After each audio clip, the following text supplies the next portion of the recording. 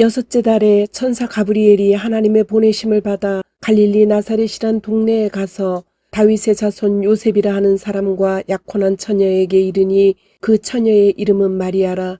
천사가 이르되 마리아여 무서워하지 말라. 내가 하나님께 은혜를 입었느니라. 보라 내가 잉태하여 아들을 낳으리니 그 이름을 예수라 하라. 천사가 대답하여 이르되 보라 내 친족 엘리사벳도 늙어서 아들을 배었느니라. 본래 임신하지 못한다고 알려지니가 이미 6달이 되었나니 대저 하나님의 모든 말씀은 능하지 못하심이 없느니라.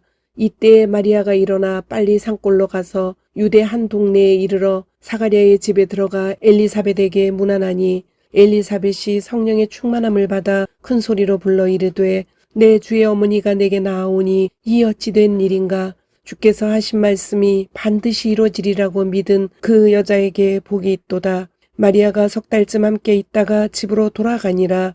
예수 그리스도의 날심은 이러하니라. 그의 어머니 마리아가 요셉과 약혼하고 동거하기 전에 성령으로 잉태된 것이 나타났더니 요셉도 다윗의 집 족속이므로 갈릴리 나사렛 동네에서 유대를 향하여 베들레헴이라 하는 다윗의 동네로 그 약혼한 마리아와 함께 호적하러 올라가니 마리아가 이미 잉태되었더라. 마리아는 이 모든 말을 마음에 새기어 생각하니라. 아멘.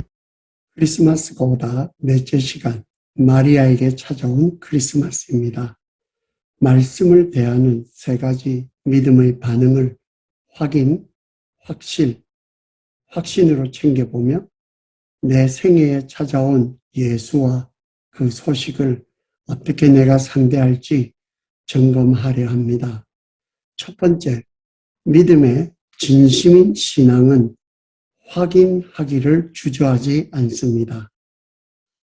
말씀을 진심으로 받았으면 제대로 들었는지 확인해야 됩니다. 권위와 이득을 미끼로 경험과 이치, 도리와 윤리를 벗어나 무조건 믿으라는 요구는 사이비 종교적 맹신이지 하나님 닮은 성숙한 인품으로 자라게 하는 성경의 신앙은 아닙니다. 남자를 알지도 못하는데 어떻게 임신이 가능한가? 라고 되묻는 마리아의 질문에 가브리엘은 버럭 화를 내며 하나님의 모든 말씀은 능치 못함이 없다 라고 말하며 천사의 권위로 누르지 않았습니다. 이런 질문은 상식적으로 당연히 가져야 할 의문이지 의심이 아니기 때문입니다. 성령과 성경이 주시는 신앙은 사람에게 무례하지 않고 사람을 무시하지 않고 더더군다나 무리하게 사람에게 신앙을 강매하지도 강요하지도 않습니다. 말씀의 전달자는 질문자와 궁금증을 같이 공유하고 인정하고 직접 확인하도록 숨기지 않고 초청할 수 있어야 합니다. 믿음의 약속을 사실로 확인할 수 있는 구체적 길을 가브리엘은 제시해 주었습니다. 엘리사벳의 임신을 개월수까지 6개월로 알린 것도 첫째로는 하나님의 모든 말씀은 능치 못함이 없다는 보편적 진리에게 스스로 찾아 도달하게 하는 배려입니다. 둘째로는 가타부타 명하지 않고 마리아가 결정할 자유의 몫으로 남겨준 것은 신앙의 인격은 이렇게 내가 순종의 종류부터 구별하고 선택하는 권리 행사를 통해 자라기 때문입니다. 비슷한 경우에 백부장은 예수가 친히 방문할 필요도 없이 명령만 하시라고 자기 의사를 알림으로 순종을 했고, 마리아는 직접 방문해서 사실을 확인하기로 하고 순종을 실행했는데 이 모두가 주어진 말씀에 진심이고 순종하는 믿음의 다양한 표현입니다. 순종이라는 것은 자기 밖의 타자로 있던 성경이라는 그 책 안의 진리가 세상에 충만한 하나님의 인격과 통치이자 임재임을 확인하는 검증의 기회이기도 하며 더불어 내 신앙이 자기 신앙이 어느 정도까지에 와 있는지 알게 하는 자기 검증의 시간이기도 합니다. 두 번째로 확실입니다. 온전한 기쁨은 확실하게 사실로 알게 된 믿음을 전제합니다. 긴가민가하는 호기심은 의문 부호는 되어도 자신 있게 하는 느낌표는 아닙니다. 기쁨은 이미 알고 있는 사실이 더 확실하게 확인될 때에 나오는 감성의 폭발입니다. 사실에 근거한 믿음의 기쁨은 그 특징이 계속 확산되고 자라갑니다. 갈 바를 알지 못하고 떠난 아브라함의 여정길처럼 마리아의 처음 말씀 영접은 다는 몰라도 그냥 믿기로 결정한 파즐 조각 같은 마음 조각 하나에 불과합니다. 그에 따른 순종도 파편적이고 기쁨도 부분적입니다. 그래도 이 작은 순종이 징검다리 되어서 엘리사벳을 통해 준비된 환대를 경험합니다.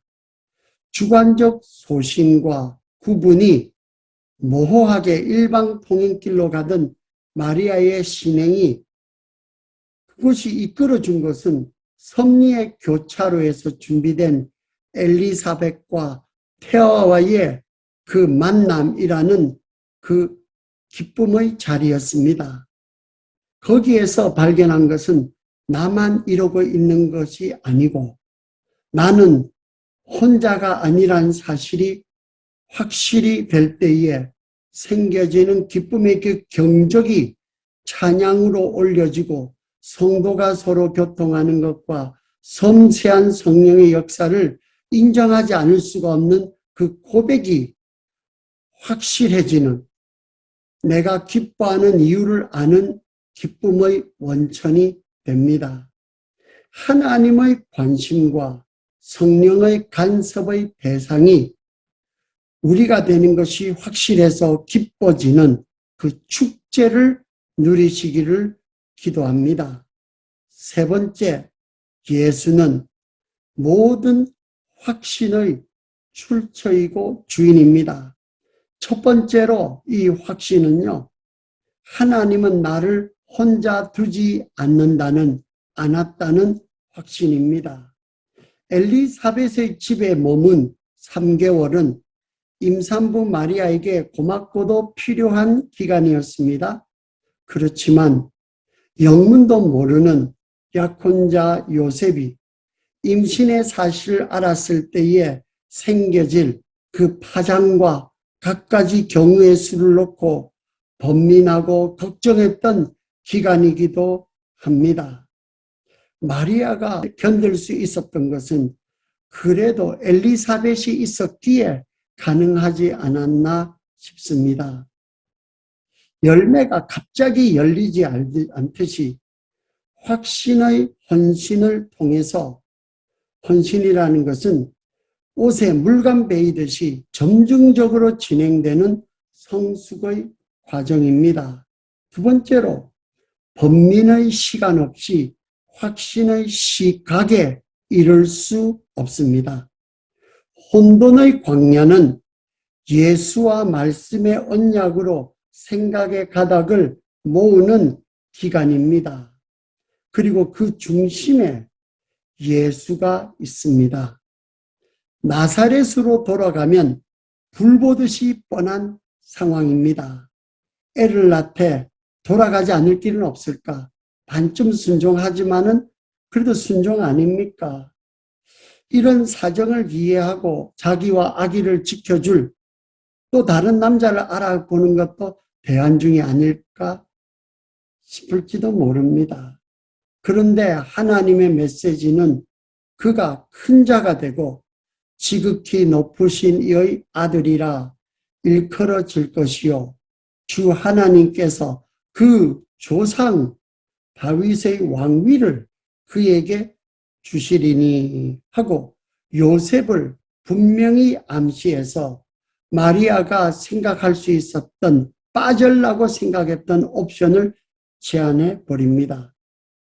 아무리 두려워도 돌아가서 요셉과 맞닥뜨리는 것 외에는 길이 없음을 인정하는데 들었던 시간이 3개월이었습니다. 세 번째로 확신의 타이밍은 그 시각은 성령의 설계와 시간표에 따라서 알게 됩니다. 때가 되면은 알게 된다는 말씀입니다.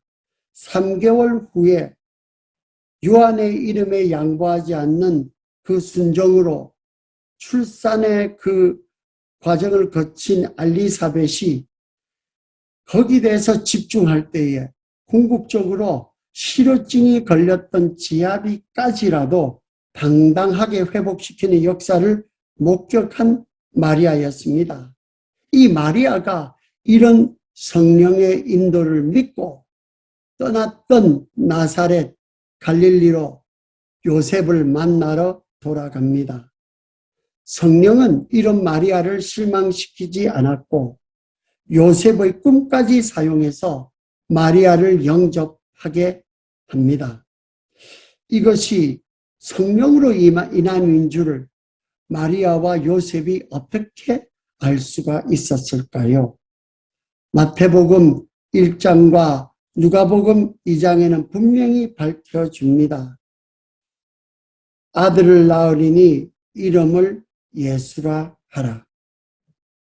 인간의 조건이나 환경적인 정황의 계산을 대면은 성령의 시간표에 그 설계와 그 타이밍을 알 수 있는 마음과 시야의 여유가 없어집니다. 우리의 확신의 출처는 예수입니다. 그리고 예수의 말씀 대신 성경입니다. 그리고 성경의 언약의 인도가 우리에게 찾아와서 인도하신 성령의 섭리이십니다. 나에게 이루어지는 사건, 사람, 사물, 사정에서 예수와 예수의 언약이신 말씀에 초점을 맞추시고 거기에 대해서 나의 믿음의 반응을 확인으로 할지 또 확실로 할지 확신으로 기다릴지 정해서 반응하시는 지혜로운 여러분 되시기를 예수의 이름으로 축원합니다. 기도하겠습니다. 주님 은혜 감사합니다. 주님 말씀하셨으니 이루어 주시고 저희들에게 크리스마스의 계절, 예수의 계절을 허락하여 주시옵소서. 예수님 이름으로 기도 올렸습니다. 아멘.